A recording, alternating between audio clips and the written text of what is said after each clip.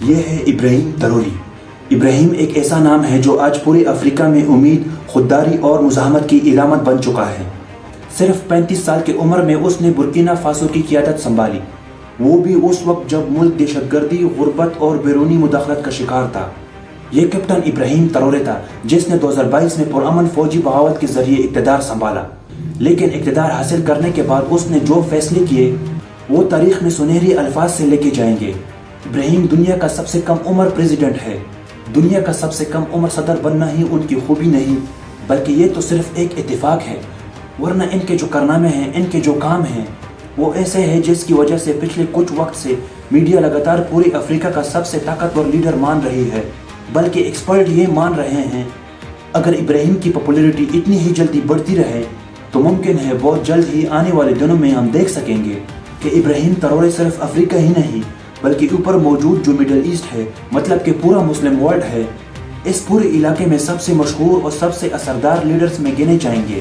جن سے ٹکرانا یا پھر جن سے نپٹنا خاص طور پر ویسٹرن ورلڈ کے لیے بہت مشکل ہو جائے گا۔ مگر اب سوال یہ ہے کہ آخر کیوں برکینا فاسو، جو غریبی اور اندھیرے کے لیے جانا جاتا ہے، اس ملک میں پیدا ہونے والے 36 سال کے اس لیڈر میں بھی ایسی کیا خاص بات ہے، ایسی بھی کیا خوبی ہے کہ اس کو نہ صرف اس کے اپنے ملک کے اور افریقن لوگ ہی امید سے دیکھ رہے ہیں، بلکہ ایکسپرٹ کے مطابق ویسٹرن ورلڈ کے لیے افریقہ میں سب سے بڑا خطرہ بھی مانا جا رہا ہے۔ تو چلیے اپنے ان ساری ہی سوالوں کے جواب جاننے کی کوشش کرتے ہیں۔ برکینا فاسو کی اگر آپ لوگ تاریخ پر نظر ڈالیں گے تو جانیں گے کہ 1896 میں افریقہ کی زیادہ تر کنٹریز کی طرح یہ ملک بھی دراصل فرانس کی کالونی بن گیا تھا۔ 1960 میں آزادی ملی، مگر یہ کہنے کو ہی آزادی تھی، کیونکہ آزادی دینے کے بعد بھی فرانس نے اس کے آس پاس کی باقی زیادہ تر افریقن کنٹریز کی طرح اس کو بھی انڈائریکٹلی اپنے کنٹرول میں ہی رکھا۔ مطلب کہنے کو تو یہ لوگ آزاد تھے، مطلب ان کے ملک کے تخت پر کون بیٹھے گا، کون راج کرے گا، یہ سب پیرس سے کنٹرول ہوتا تھا۔ ان کی چاہے کرنسی ہو، اکانومی سے جڑی ہوئی باقی چیزیں ہوں، ٹریڈ ہوں، فورن ریزروز ہوں، سب کچھ فرانس سے کنٹرول ہوتا تھا۔ مینلی ان کے نیچرل ریسورسز، اور خاص طور پر جیسا کہ ہم جانتے ہیں کہ یہ علاقہ دنیا میں سونے کا گڑھ مانا جاتا ہے، یہ سب کچھ فرانس کی ہی کنٹرول میں تھا، جو کہ سونا نکالتا تو ان کی زمین سے ہی تھا، لیکن ظاہری سی بات ہے جو سونا نکالنے کے لیے یا باقی آگے کا پروسیس کرنے کے لیے جتنی بھی فیسلٹیز چاہیے اور جو مائننگ وغیرہ کا پورا پروسیس سب کچھ فرانس کی ہی کنٹرول میں تھا۔ اس کی کمپنیز ہی ان ساری چیزوں کو مینیج کیا کرتی تھی، جس کی وجہ سے سونا انہی کا ہونے کے باوجود بھی ان کا نہیں تھا۔ ڈیفنس کے معاملے میں بھی فرانس پیچھے نہیں رہا، بلکہ اس نے برکینا فاسو سمیت آس پاس کی جتنی بھی افریقین کنٹریز تھی جن پر اس کا ڈائریکٹ یا پھر انڈائریکٹ کنٹرول تھا، ان کے ساتھ اس طرح کے معاہدے کیے، اس طرح کے الگ الگ طرح کے ایگریمنٹس کیے کہ یہ سارے ملک نہ چاہتے ہوئے بھی فرانس کے اوپر ڈیپینڈ ہو گئے، اور ان ایگریمنٹس کی وجہ سے اب کبھی بھی سیکورٹی کو وجہ بنا کر فرانس ان ملکوں کے اندر اپنی فوج بھی بھیج سکتا تھا، جو ظاہر ہے اس نے بھیجی بھی، اور جن میں سے زیادہ تر کنٹریز میں تو آج بھی ہیں۔ آپ خود بھی سوچیں کہ یہ کتنی عجیب بات ہے کہ دنیا کا ایک ایسا ملک ہے جس کی زمین کے نیچے اتنا زیادہ سونا ہے کہ اس ملک کا جو ٹوٹل ایکسپورٹ ہے اس میں سے 80% ریشیو صرف گولڈ کا ہے، لیکن اس کے باوجود بھی اس ملک کے اندر کوئی بھی گولڈ ریفائنری موجود نہیں ہے، جو کہ فرانس نے ایسا کبھی ہونے ہی نہیں دیا۔ یہ سارے کام وہ خود ہی کرتا رہا۔ انہی ساری چیزوں کا ہی نتیجہ تھا کہ لمبے عرصے پہلے ہی آزادی حاصل کر لینے کے باوجود بھی برکینا فاسو سمیت جتنی بھی افریقین ملک تھے یہ کبھی اپنے پاؤں پر کھڑے ہی نہیں ہو سکے۔ غربت، بھوکمری، high crime rate, corruption, political disturbance, یہی ساری چیزیں ہی ان کا مقدر بن گئی،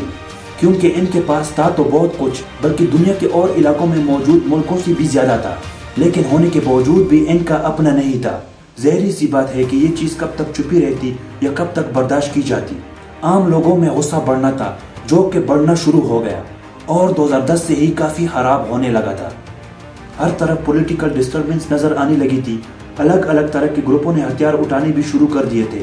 پھر 2015 کے الیکشن کے ذریعے کرسچین کبورے کو برکینا فاسو کا نیا صدر چن لیا گیا، جن کو فرانس کا بھی سپورٹ حاصل تھا، اور ظاہری سی بات ہے برکینا فاسو میں فرانس کی آرمی بھی موجود ہوا کرتی تھی، مگر ہر گزرتے وقت کے ساتھ برکینا فاسو کے حالات اب برے سے برے ہوتے چلے گئے، اور پھر آخرکار جنوری 2022 کا وقت آیا جب برکینا فاسو کی ملٹری نے ملک کے انہی برے حالات کا حوالہ دیتے ہوئے تختہ پلٹ دیا، مطلب ملک کا کنٹرول سنبھال لیا۔ ایک آرمی جنرل جن کا نام تھا باؤ ہنری دمیبا، لیکن دمیبا کے کیس میں بھی بری بات یہ تھی کہ انہوں نے جتنی بھی وعدے کیے تھے अब चाहे वो आम लोगों से किए थे या अपनी आर्मी से किए थे, उन्हें पूरा नहीं कर सके। खास तौर पर वो अपनी आर्मी को ऐसे एडवांस हथियार प्रोवाइड नहीं करा सके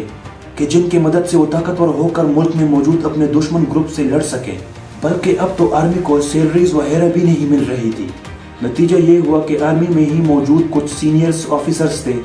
जिनकी मदद से अभी कुछ वक्त पहले ही दमीबा ने मुल्क का कंट्रोल हासिल किया था, वही दमीबा से नाराज हो गए और सिर्फ 8 महीने के बाद ही मतलब सितंबर 2022 में मिलिट्री ने एक बार फिर तख्ता पलट दिया और इस बार अपने उस जनरल को हटाकर एक नए इंसान को बिठाया। और इस बार उन सारे सीनियर्स ऑफिसर में से जिस एक इंसान को बिठाया गया था उसका नाम था इब्राहिम तरोरे। इब्राहिम ने कुर्सी संभालने के बाद सबसे पहले फ्रांस के साथ उनका जो डिफेंस मुआहिदा था उसको ख़त्म किया। फ्रांस जो सालों से बुर्किना फासो पर फौजी और मुआशी असर रखता था उसको वाज़ेह पैगाम दिया गया। इब्राहिम ने फ्रांसीसी सफ़ीर को मुल्क बदर किया, फ्रांसीसी फौजी अड्डे बंद कर दिए और मुल्क में फ्रांसीसी मीडिया पर पाबंदी लगा दी। और इसके अलावा अमेरिका और बरतानिया के सफारतखाने भी बंद करा दिए गए। उसका कहना था हमें 9 आबादियाती ताकतों से निजात चाहिए, हमारी ज़मीन हमारी है। इब्राहिम ने फ्रांस को 1 महीने की टाइम लाइन दी कि 1 महीने के अंदर अंदर फ्रांस की फ़ौज को बुर्किना फासो को छोड़ना होगा। दूसरी तरफ फ्रांस ने भी जब इब्राहिम तरोरे के इस तरह के तेवर देखे तो खामोशी के साथ बुर्किना फासो से अपनी फ़ौज को निकाल लिया। ये इब्राहिम का पहला बोल्ड स्टेप था जिसने इंटरनेशनल मीडिया और मिनी वेस्टर्न मीडिया का ध्यान इब्राहिम की तरफ खींचा था। इब्राहिम तरोरी हज़रत बिलाल रज़ी अल्लाह तआला अन्हुम से बहुत मुतासिर हैं, जिनका कहना है जिस तरह बिलाल रज़ी अल्लाह तआला अन्हुम ने गुलामी के खिलाफ अज़ियतें बर्दाश्त किए, मैं भी अपनी कौम की आज़ादी के लिए हर कुर्बानी दूंगा। और इसके कुछ वक्त के बाद ही ये रशिया भी पहुंचे और वहाँ भी तमाम अफ्रीकन लीडर्स के सामने इन्होंने फ्रांस का नाम लिए बगैर ही वेस्टर्न वर्ल्ड का जो कॉलोनियल सिस्टम है उसको खूब टारगेट किया। पुतिन से मुलाकात के बाद अब रशिया भी इस बात पर राजी हुआ कि वो बुर्किना फासो की आर्मी की मदद करेगा। रशिया की तरफ से अपने बहुत सारे एक्सपर्ट्स को बुर्किना फासो भेजा गया ताकि वो इनकी आर्मी को एडवांस ट्रेनिंग दे सके और साथ ही में यह वादा भी किया गया कि फ्यूचर में ये कोऑपरेशन बढ़ता जाएगा। मतलब रशिया हर तरह से बुर्किना फासो की आर्मी की मदद करता रहेगा। दुनिया भी बहादुर लीडर की इज्जत करती है और तारीख में भी याद रखा जाता है। अपनी फौज को जल्द से जल्द अपने दुश्मन के मुकाबले में ताकतवर बनाने के लिए इब्राहिम ने जहां एक तरफ चाइना से आम व्हीकल्स का सौदा किया तो वहीं दूसरी तरफ तुर्की के मशहूर ड्रोन्स भी खरीदे, जो ड्रोन वाकई उन जंगों में बहुत मददगार साबित हुए। जो जंगें दरअसल बुर्किना फासो की आर्मी अपने ही मुल्क में मौजूद अपने दुश्मनों से लड़ रही है। रिपोर्ट्स बताती है कि इन्हीं जंगों और बुरे हालात की वजह से 21 लाख के करीब बेघर होने वाले लोगों में से 3 लाख के करीब लोग इब्राहिम की वजह से वापस अपने घरों में पहुंचने में कामयाब रहे। अब जैसा कि हम शुरू में ही जान चुके हैं कि बुर्किना फासो की ज़मीन गोल्ड से मालामाल है, उनके पास हद से ज़्यादा सोना है, लेकिन क्योंकि ये रो फॉर्म में ही होता है और इस तरह से बुर्किना फासो ज़्यादा कमाई भी नहीं कर पाता है, क्योंकि जैसा कि हमने जाना कि रिफाइनरी वगैरह कोई है ही नहीं, क्योंकि फ्रांस ने सब चीज़ों पर कंट्रोल लिए रखा था। तो इसीलिए 2023 में इब्राहिम ने अपने मुल्क की पहली रिफाइनरी की बुनियाद डाली, जो न सिर्फ फ्यूचर में बहुत जल्द ही बुर्किना फासो की इकोनॉमी को बदल कर रख देगी, बल्कि बुर्किना फासो जैसे गरीब मुल्क बेशुमार रोजगार भी पैदा करेगी।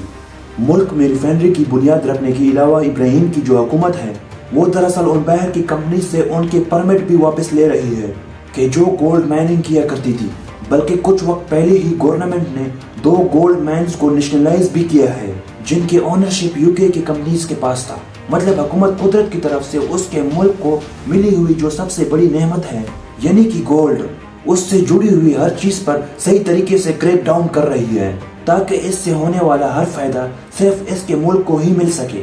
और साथ ही मुल्क के अंदर इसी की वजह से बेशुमार रोजगार के मौका भी पैदा हो सके। इब्राहिम तरोरी ने अगस्त 2024 में भी उस वक्त दुनिया को काफी हैरान किया था कि जब इन्होंने $22 मिलियन के करीब मिलने वाले उस कर्ज को टुकरा दिया था कि जो IMF की तरफ से बुर्किना फासो को मिलने जा रहा था। अब इब्राहिम ने ऐसा क्यों किया था ये ज्यादा एक्सप्लेन करने की जरूरत नहीं है। जाहिर सी बात है, एक लीडर जो ऑलरेडी इस तरह के एक्शंस ले रहा है, इस तरीके के स्टेप्स उठा रहा है कि जिसके जरिए से वो वेस्टर्न कंट्रीज के इन्फ्लुएंस से निकल सके, तो जाहिर सी बात है वो IMF का कर्ज लेकर भला उल्टा उसी जाल में जाकर क्यों फंसना चाहेगा। इब्राहिम ने खुद भी कर्ज को टुकराने के पीछे एक वजह यही बताई थी कि अफ्रीकन नेशन के पास वो सब कुछ है जिसके जरिए से वो अपने आप को तरक्की दे सकते हैं और अपने आप को ताकतवर बना सकते हैं। बात को जुटलाया भी नहीं जा सकता, क्योंकि इब्राहिम बिल्कुल सही बोल रहे थे। वाकई अफ्रीकन मुल्कों के पास वो सब कुछ है जो किसी भी मुल्क को तरक्की हासिल करने के लिए चाहिए होता है,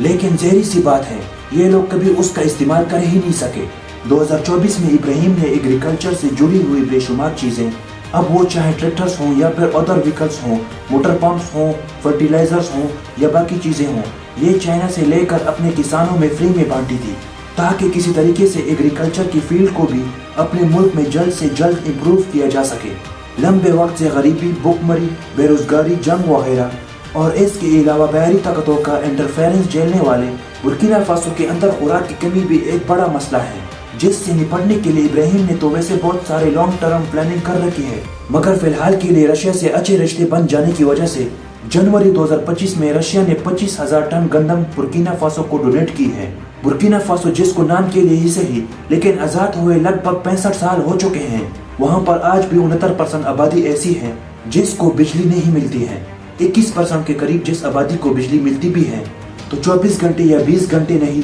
बल्कि बहुत कम वक्त के लिए मिलती है। अब ज़हरी सी बात है कि अगर पूरे मुल्क के लेवल पर ही इस प्रॉब्लम को सॉल्व करने की कोशिश की जाएगी तो इसमें लंबा वक्त लगेगा। इसीलिए इब्राहिम चाइना की मदद से लगभग 25 मेगावाट का एक बड़ा सोलर प्लांट इंस्टॉल करवा रहे हैं, ताकि शॉर्ट टर्म के लिए इस मुसीबत से निपटा जा सके, जबकि लॉन्ग टर्म के लिए इस मामले में इनकी मदद रशिया कर रहा है, क्योंकि 2023 की रशिया अफ्रीका समिट में ही इब्राहिम ने रशिया से इस मुसीबत से निपटने के लिए अपने मुल्क के अंदर एक न्यूक्लियर पावर प्लांट लगाने में मदद मांगी थी, जिस पर रशिया की तरफ से भी ग्रीन सिग्नल मिला था और बाद में इनके दरमियान मुआहदा भी हो चुका है। इस एग्रीमेंट की ज्यादा डिटेल या फिर टाइमलाइन तो बाहर नहीं आई, लेकिन हाँ ये उम्मीद जरूर लगा ली गई कि अब इस एग्रीमेंट के बाद बहुत जल्द ही बुर्किना फासो के लोगों के घर अंधेरों से उजालों में बदल जाएंगे। और अगर जल्द ही रशियन कंपनी की मदद से बुर्किना फासो अपने मुल्क में न्यूक्लियर पावर प्लांट के जरिए से बिजली हासिल करने लगा, जैसा कि एग्रीमेंट हुआ भी है, तो इस तरह से ये पूरे अफ्रीका का साउथ अफ्रीका के बाद दूसरा ऐसा मुल्क बन जाएगा